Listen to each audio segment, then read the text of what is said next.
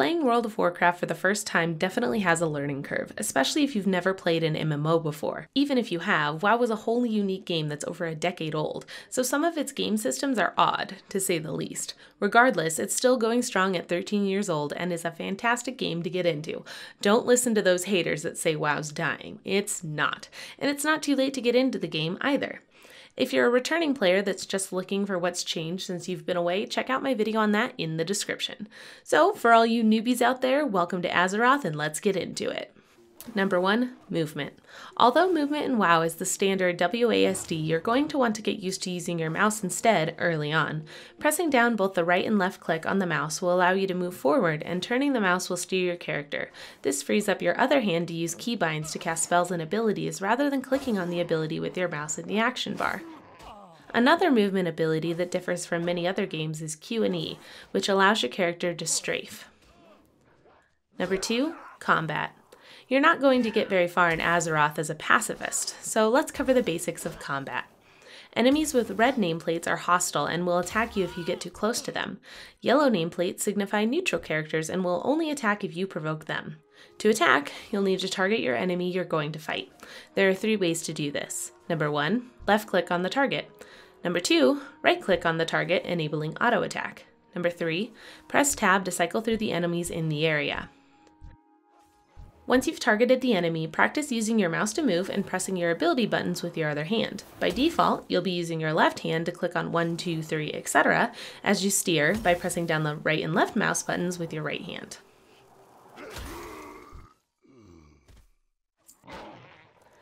Remember, death is not the end, so don't worry if an enemy kills you on the first try, or second, or third, or fourth.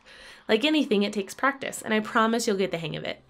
When your character dies, your spirit will be resurrected at the nearest graveyard. Follow the red arrow on your minimap back to your body.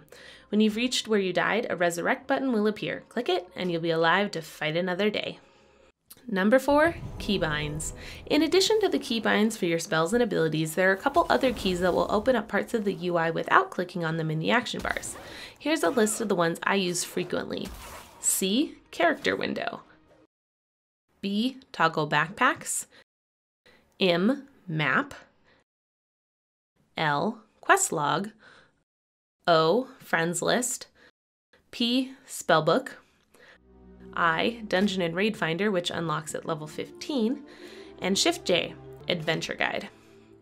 Throughout your questing journey, you may find yourself stuck or at least at a loss for where to go next. Open up your adventure guide using Shift J and there will be a number of suggestions tailored to your level. Number 6, loot. Honestly, what would be the point of playing an MMORPG if you didn't get some sweet loot? When you start out, your bags are going to fill up quick. Generally speaking, here's a good guide for what to keep and what to sell.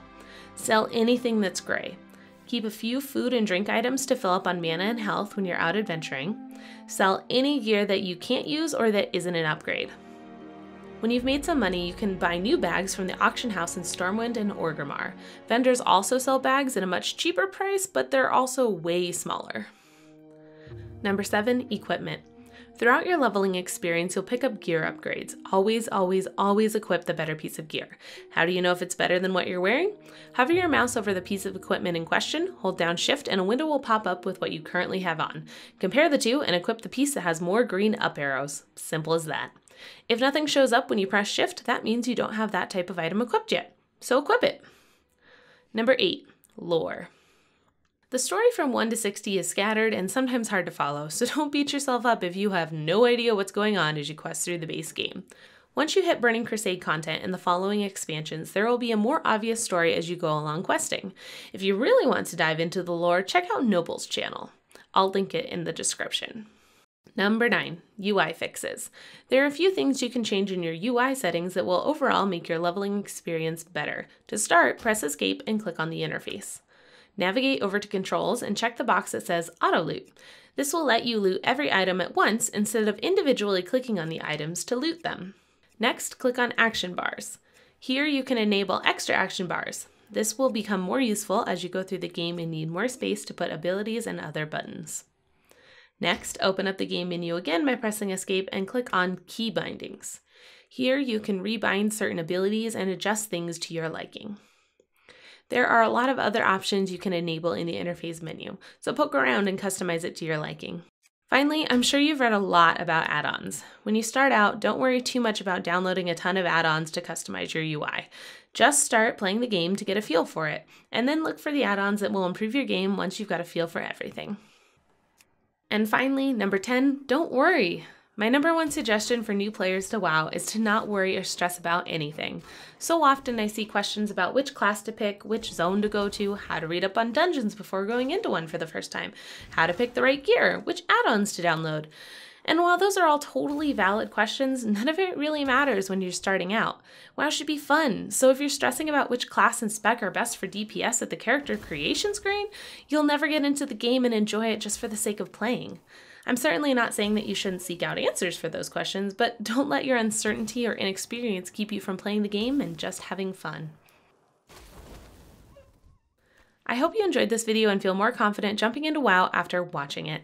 I've linked additional resources in the description so that you can read more in depth on some of the topics that I covered. Feel free to shoot me a question in the comment section if there's something I didn't cover, and let me know which topic you'd like me to cover next. Don't forget to like, comment, and subscribe. Thanks for watching, and most importantly, welcome to Azeroth.